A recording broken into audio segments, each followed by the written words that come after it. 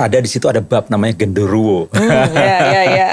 Jawa beda sama di Kalimantan ada kuyang. Apalagi di luar negeri. Apalagi di luar negeri kan ada vampir. Kok genderuwo nggak pergi ke luar negeri gitu kan ya. Karena dia bisa terbang gitu, lokal banget gitu. Sedangkan kalau kita baca terjemahan Al-Quran bahasa Inggris, gaib itu diartikan unseen. Oke. Sesuatu yang nggak terlihat. Udah itu aja gitu ya. Ini jangan disalahpahami ya. Iya. Gak boleh dipotong-potong nih. Gak boleh dipotong. Inspigo. Inspiration on the go. Hai Mas Karis. Halo Mbak Indri. Welcome to Inspigo. Terima kasih. Makasih banyak loh udah meluangkan waktu ya. Tapi sebelumnya Mas Koris itu udah menulis beberapa buku pengembangan diri dalam perspektif Islam. Aku boleh sebutkan judul-judulnya. Di antaranya adalah Mengarungi Samudra Al-Fatihah. Dan yang kedua itu ada Apapun Masalahnya Kita Bisa Bahagia. Nah boleh dong diceritain sebenarnya tuh ada kegelisahan apa gitu ya. Yang kemudian mendorong Mas Koris pengen berbagi ilmu melalui kisah-kisah ini gitu. Khususnya buku ini ya.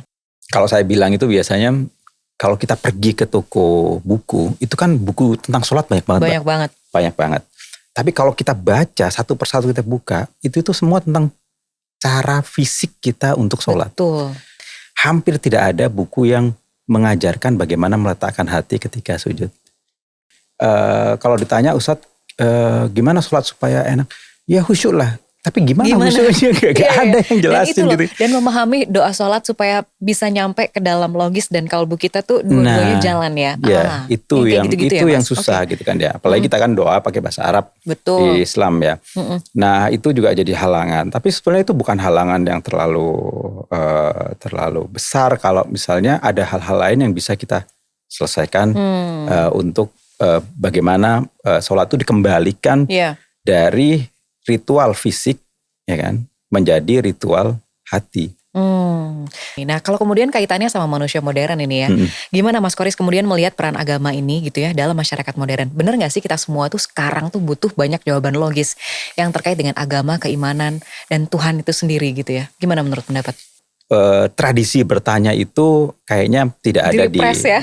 Di gak usah nanya-nanya deh, itu nanya gitu, ikutin aja gitu kan ya. Itu yang pertama. Yang kedua mungkin mereka sempat bertanya tapi tidak mendapatkan jawaban yang memuaskan bagi mereka.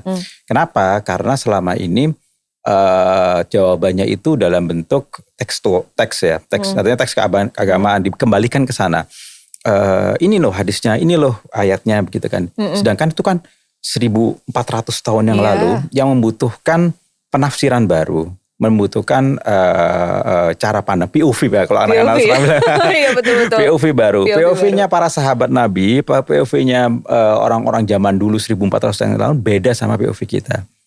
Nah, sehingga kita ya harus memperbaiki itu, bukan memperbaiki, harus membawa itu ke konteks sekarang. Nah, yang saya coba di sini adalah bukan hal baru.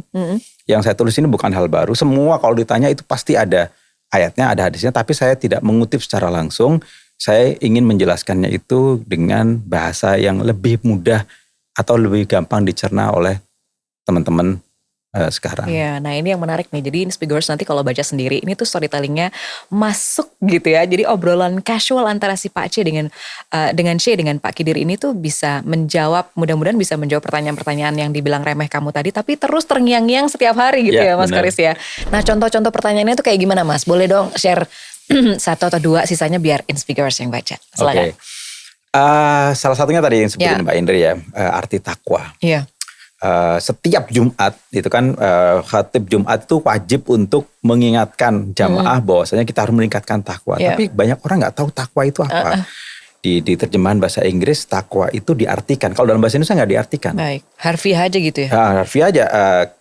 Takwa ya ketakwaan gitu. Nah kalau dalam bahasa Inggris itu diartikan sebagai awareness atau mindfulness. Nah kemudian ada di situ ada bab namanya genderuwo. Bab genderuwo tentang jin. Lalu kemudian terjadi dialog. Jin itu kayak apa sih gitu kan ya?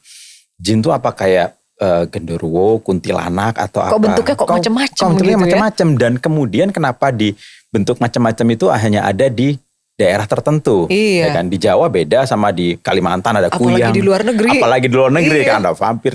Kok genderuwo nggak pergi ke luar negeri Iya, gitu iya, kan gitu. ya. Karena dia Lokal bisa banget terbang gitu gitu, ya. lokal banget gitu. Karena Oke. jin itu kan disebutnya makhluk gaib. Nah, saya juga jelaskan tentang gaib itu apa. Gaib itu adalah kalau terjemahan bahasa Indonesia, gaib itu kan biasanya kan mistis gitu Iya. kan, hal-hal yang wah di luar ini. Nah, sedangkan kalau kita baca terjemahan Al-Quran bahasa Inggris, gaib itu diartikan unseen. Oke. Sesuatu yang nggak terlihat. Udah itu aja gitu ya. Sesederhana itu gitu kan baik. ya.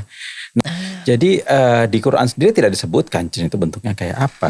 Jadi memang itu adalah tafsir kita Iya. atau bayangan kita, mungkin ada unsur imajinasi juga sehingga beda budaya, beda jinnya gitu kan. Bisa jadi kayak Bisa gitu, jadi kayak beda gitu. bentuknya. Nah, ada satu pertanyaan yang menarik juga nih kalau aku lihat-lihat di dalam bukunya. Ada pertanyaan kayak gini, Speakers. Bagaimana saya bisa berzikir untuk Tuhan yang belum sepenuhnya saya yakini? Nah, ini bagaimana menjawab pertanyaan ini? Kan sering banget loh. Ya kan Mas? Kita tuh meyakininya tuh memang betul-betul memang bukan menjadi agama yang diturunkan dari keluarga, tapi betul-betul meyakini dari diri pribadi kita seiring kita berjalannya waktu menjadi orang dewasa. Ya, karena memang selama ini kan kita dikenalkan Tuhan itu lewat hukum. Maksudnya bagaimana? Begini deh, ada ilustrasi yang nyata ini. Paman saya sekaligus kiai saya itu pernah mencoba untuk mengajari ke anaknya, karena di dalam Al-Quran itu kan disuruh takut kepada Allah, takut kepada Tuhan. Akhirnya dia menanamkan rasa takut itu kepada anaknya. Suatu hari, suatu malam, anaknya disuruh pergi ke dapur untuk mengambil makanan. Anaknya nggak mau. Anaknya bilang apa? Takut ketemu Tuhan katanya gitu kan. Artinya kan ada persepsi yang salah gitu kan ya. Dia, saya salah mengajarkannya. Karena Tuhan itu tidak, hal impresi pertama yang harus dikenal oleh manusia, Tuhan itu bukan ditakuti, tapi disayangi. Nah, Dua hal yang sangat berbeda. Dua hal yang sangat berbeda. Lalu bagaimana takut kepada Tuhan gitu kan ya. Ya menurut dia ya sama seperti kita kepada orang tua. Kepada orang tua itu kan ada takutnya, tapi sayangnya lebih besar gitu kan ya. Ada hormatnya. Ada hormatnya. Nah kayak gitu. Oke. Lebih masuk. Nah lebih masuk akal kan kalau diterangin gitu. Daripada kita bilang bosnya harus takut pada Tuhan.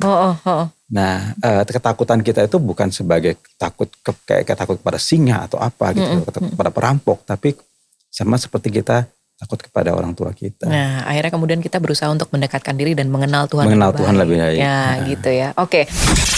Inspigo, inspiration on the go.